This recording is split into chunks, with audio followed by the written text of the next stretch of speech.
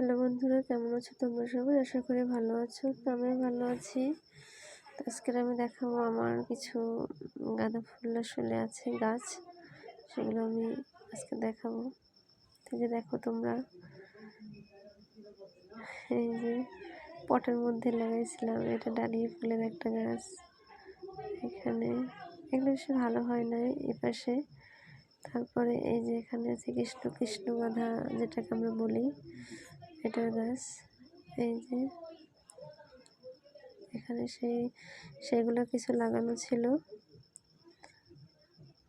অনেকগুলো লাগাইছিলাম, কিন্তু আসলে বেশি ভালো হয় না। এবার এখানে হলো বড় গাঁদা, আমরা যেটাকে বলি গাঁদা ফুল, সেই গাছগুলো।